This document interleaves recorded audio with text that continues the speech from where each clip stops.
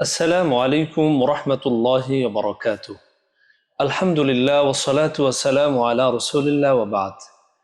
প্রিয় দর্শক শ্রোতা ভাই ও বোন, আজকের ভিডিওতে আমরা জানব তারাবির নামাজ সম্পর্কে।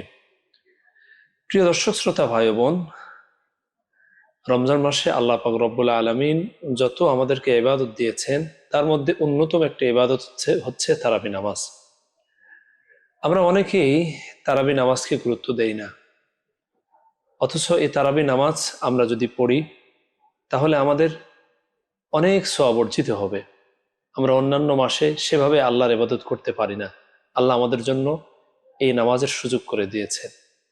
এর পাশাপাশি আমাদের এই বাংলাদেশ সহ আরো বিভিন্ন দেশে কোরআনুল কারীম খতমের একটা ব্যবস্থা রয়েছে।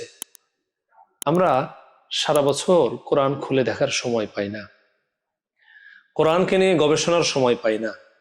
আমরা যদি এই রমজানে কোরআনুল কারীম এক খতম নামাজের মধ্যে পড়ে নিতে পারি তাহলে আমাদের জন্য কত সৌভাগ্যের বিষয়।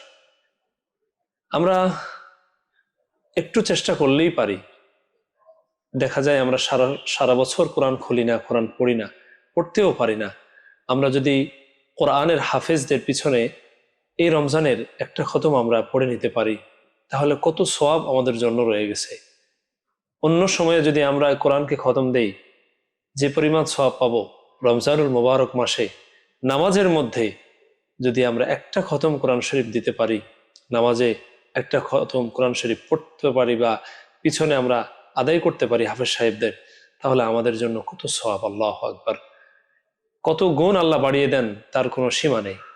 তাই আসুন আমরা আমাদের সময়গুলিকে কাজে লাগাই, তারাবি নামাজ মসজিদে গিয়ে জামাতের সঙ্গে আমরা আদায় করি এবং একটা খতম পড়ার চেষ্টা করি। আল্লাহ পাক আমাদের সকলকে আমল করার তৌফিক দান করেন। আসসালামু আলাইকুম ওরহমতুল্লাহি ওয়া বারাকাতুহু। প্রিয় দর্শক শ্রোতা ভাই বোন, আপনার জীবন ঘনিষ্ঠ কোনো প্রশ্ন, রমজান সংক্রান্ত কোনো প্রশ্ন জানার থাকলে মেহেরবানি করে আমাদের ইউটিউব চ্যানেলে কমেন্ট বক্সে জানাবেন।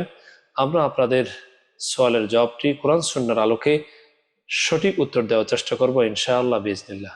আসসালামু আলাইকুম ওয়া রাহমাতুল্লাহি ওয়া বারাকাতুহু।